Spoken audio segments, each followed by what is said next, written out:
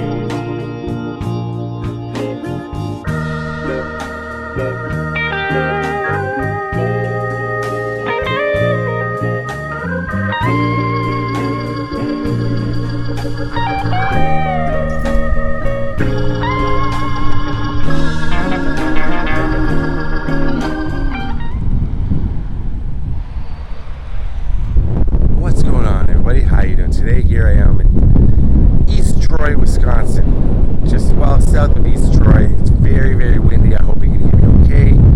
I may have to, well, I've got a big mic with a big windsock. I'm looking at it, hoping this is going to work out. But we're in a valley and it's so windy. This is Apple Valley Music Theater. It's an outdoor music venue. Huge artists have played here: Springsteen, Coldplay, Pearl Jam, Fish, Grateful Dead, and Stevie Ray Vaughan, his band Double Trouble. And it was on August 27th, 1990, when Stevie, after a concert, they were opening for Eric Clapton, took off in a helicopter in the early morning hours, and sadly it crashed. All 5 people aboard were killed. This is a place I've always wanted to come to see. I can't believe I'm on the property. It's closed for the season now. They just had their last shows on the weekend. I talked to somebody about getting on the property. Here I am. Now I'm going to go in. I'm going to show you the stage. I'm going to show you what I can show you from here and the hill where the helicopter crashed. Now that part of the property is owned by Alpine Valley. Did I say Apple before? Alpine Valley. We have an Apple Valley in Canada. We also Apple Valley, California, where I spent a lot of time, so it's in my head. They took off on the golf course, which runs right behind the theater. So I got to go over there, see if I can get close to the hill to show you what I'm talking about. I'll tell you a little bit about the accident now before we go in. Like I said, it's so windy. You know what? It's so windy, I may have to just do a voiceover, but I don't know. I'm trying to think of where I can stand so I can tell you more about this. I remember my first exposure to Stevie Ray Vaughan. It was when I was working at a record store in the 90s. I did not know anything about him. It was after the fact, after he had passed. I knew a little bit, and then he had his greatest hits on all the time, listening to it, and I became a fan. Every place I go to is something special for me, and I hope it's something special for you if you're watching. So yeah, I remember finding out afterwards. I knew at the time when he passed away in 1990, I'd heard about it, but I didn't really know who he was. And then I discovered his music afterwards, and took a deep dive in his career. I've been to his grave, Laurel Land in south of Dallas, just outside of Dallas. That's here on my channel. You can take a look at that. And let's just take a look right now, and I'll tell you a little bit about the crash, and then we'll go closer. What is strange is that the day before his death, apparently Stevie Ray Vaughan told his band and crew members about a nightmare he had, that he was at his own funeral and saw thousands and thousands of mourners. And he felt terrified yet almost peaceful.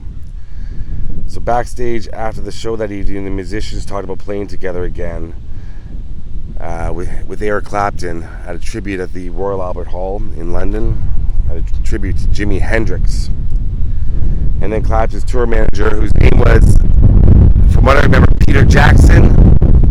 This when he said that the weather was getting worse and they had to leave soon. And Vaughan's last words to his drummer, Chris Layton, were, "I love you." 4 helicopters were waiting on a golf course to transport concert group members to Chicago. Stevie was with his brother Jimmy and Jimmy's wife Connie, and they went to board. It was a Bell 206B Jet Ranger helicopter, and the pilot's name was Jeff Brown. So Clapton's tour manager, Peter Jackson, told Stevie Ray Vaughan that the seats were reserved for all 3 of them, Stevie, Connie, and Jimmy. But they discovered soon that the seats were taken by Eric Clapton's agent, his bodyguard, and an assistant tour manager with only 1 empty seat. Stevie asked Jimmy and Connie if he could take this last seat, saying, "I really need to get back." And Jimmy and Connie obliged, and they caught the next flight out of Lake Geneva, Wisconsin, not far from here, with their manager. The wind really calmed down for a second there. It was getting bad, but I think it's okay now. Stevie, there's 3 other passengers and the pilot. They departed. It was a 3rd helicopter that departed, and there was a dense fog.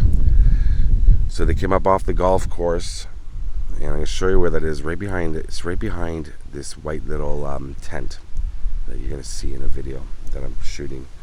I've already gone and looked at everything, and it crashed into the side of the ski slope that I'm going to show you. It's about 0.6 miles from where they took off.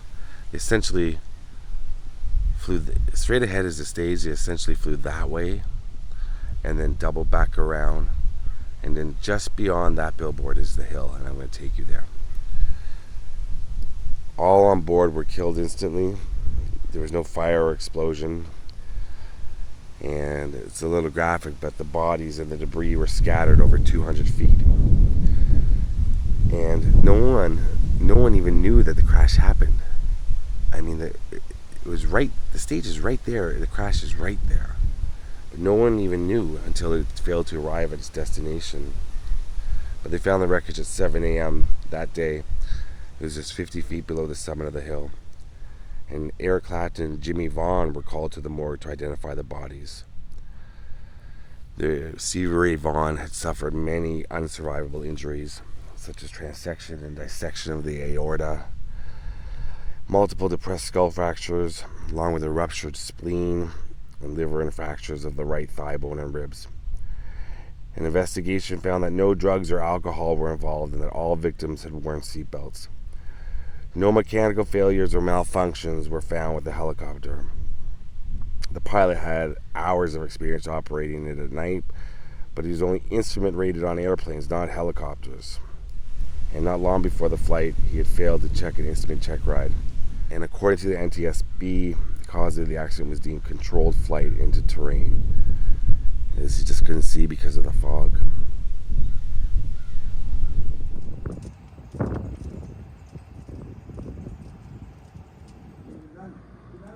Most of those haven't played here since I've been here. Another buddy of mine, give it a month, and those trees start changing colors, everything will be just gorgeous out here.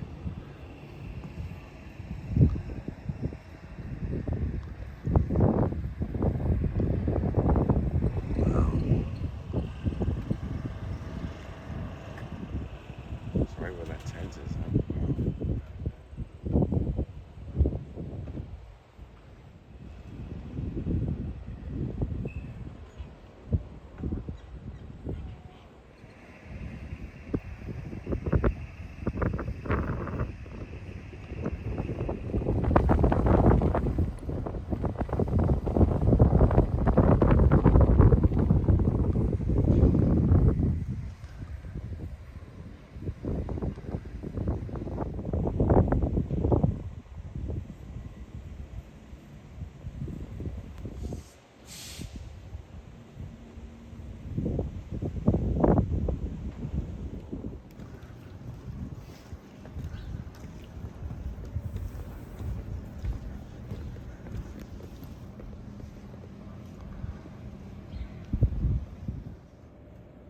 Just his name. Yeah.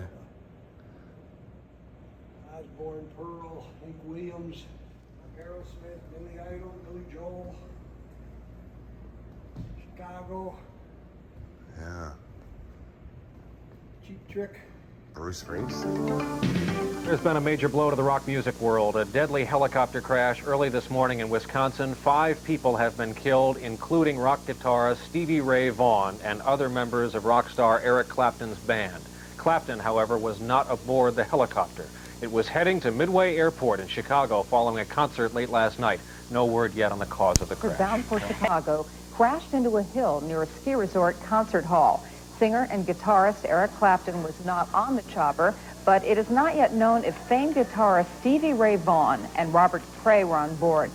The identities of the victims will not be released until their relatives can be notified, and I've just been told by my producer that it has just moved across the wire that guitarist Stevie Ray Vaughan was on board. There's the stage, and right behind is where the helicopter took off from. So this is the Alpine Valley Resort. It's really something to see. It's very cool. And they're kind of closed for the season. They have weddings here throughout the summer, things like that. But it's obviously more for skiing, so and I guess that starts around November in Wisconsin. But we're gonna walk right through here. And as we walk through here, we should be able to get a good look at the hill, which is sad, but we can take a look.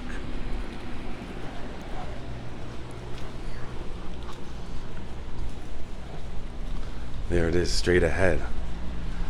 Now there is a moat, or river, a moat, small river with bridges, yes.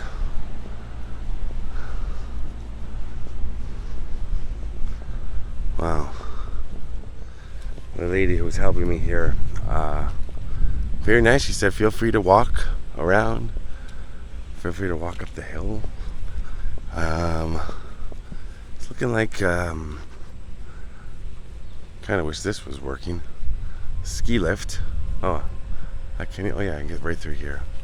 So you can see this is one hill going along here, and this is the one.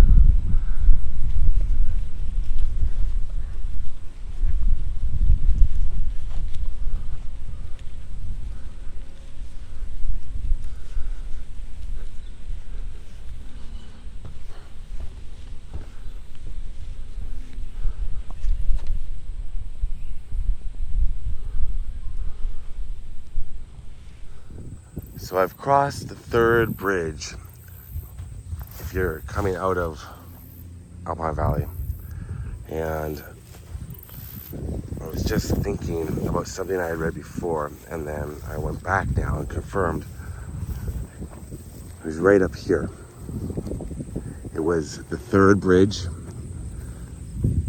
to cross and the slope on the left. So just up here, not sure where, there's a small bronze plaque. I think it's at the top of the hill. I'm not too sure. Which she said you're more than welcome to walk up. I don't, but she said she'd never seen it. But she'd heard that there was one there. And that's the same information I got from the other gentleman. Just who showed me around the theater area.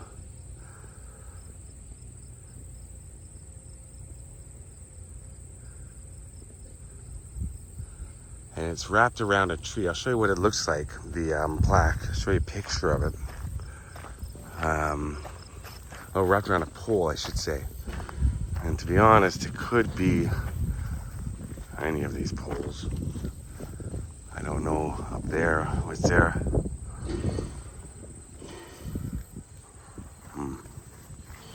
So what I'm gonna do right now is show you a map of the resort and roughly where the crash happened. There's a red X, and I'll put a blue X for where I'm standing, just to show you exactly where we are on the property. And if you want to come out here yourself, they're so sweet and so nice that you walk around, but right up there. So they took off once again, and they flew behind the hill and crashed into the side.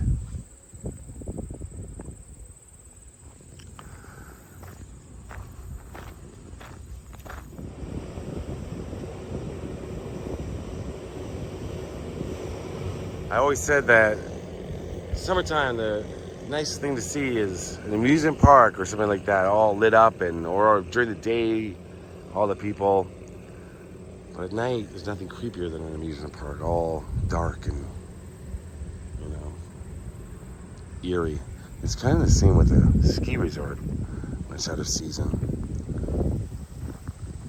It's just so quiet and, you know, nothing going on.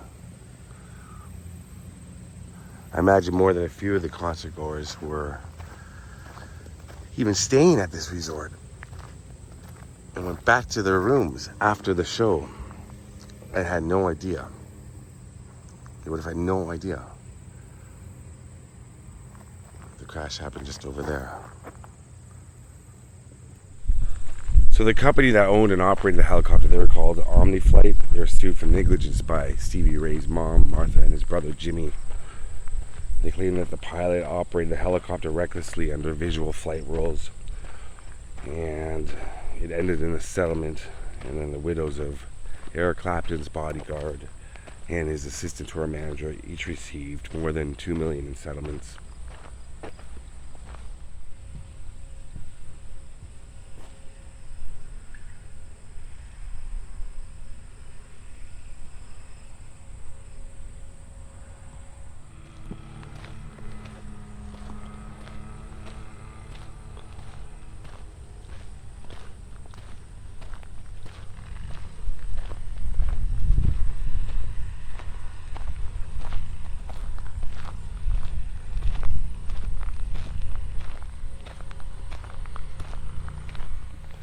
Now we're going to come up here on our left, and I'm going to show you from this angle. If you take a look straight ahead, there's that white tent in behind. See it? That one white tent straight ahead. Let's go right there. The helicopter was about 100 yards from it. This way. So roughly right there on the golf course is where it took off from. Roughly about right there.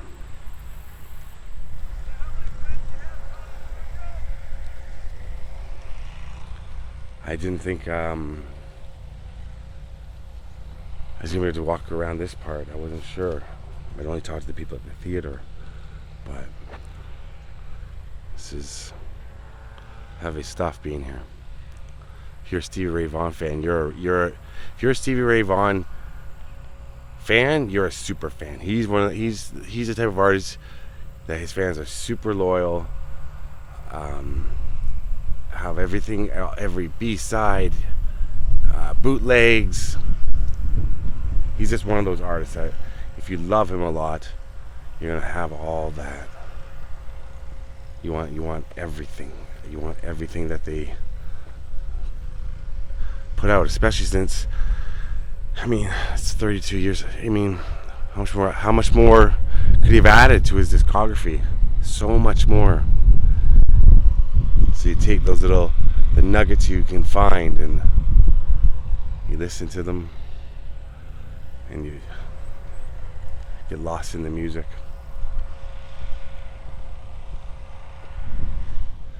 Now there are lots of bands like that, or lots of artists like that, but it's different because Stevie Ray, it was the 90s, and before Napster, you know, before File Train, so you were getting bootlegs from record stores and backs of magazines, I guess, zines, and trading them and stuff, but mostly like you'd go to like underground record shops and get the CDs. That's what I used to do for bands I loved.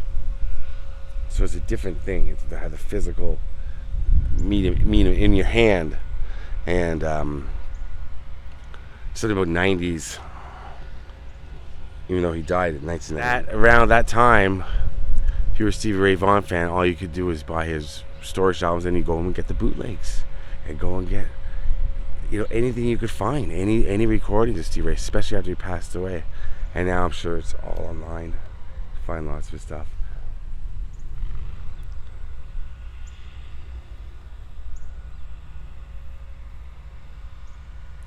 What a talent. It's hard to believe he was opening for Eric Clapton.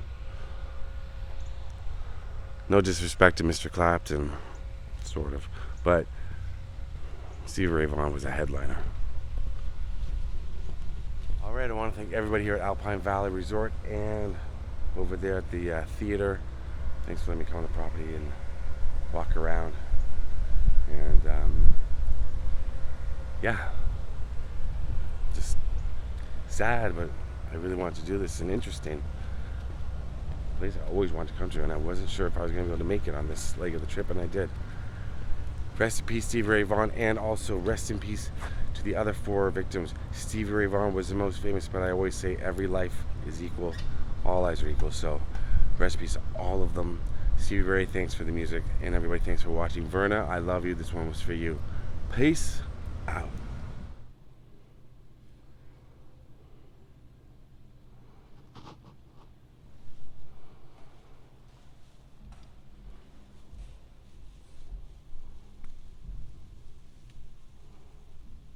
So as I'm wandering around here still, at the end here, I should mention that another young lady who works here just informed me that she thought the plaque was moved to the golf course, somewhere on the golf course, but she wasn't sure.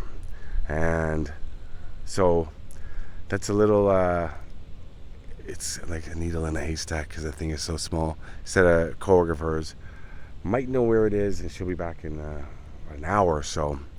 Yeah. Might, I can't go by might. If for certain, and then I would wait, but you know, I'm not sure. Come out here though, and I'm sure if you come out here during the season, they'll be able to, somebody here will know exactly where it is. It's a beautiful place. Looks really cool. Yeah. All right. Thanks for watching.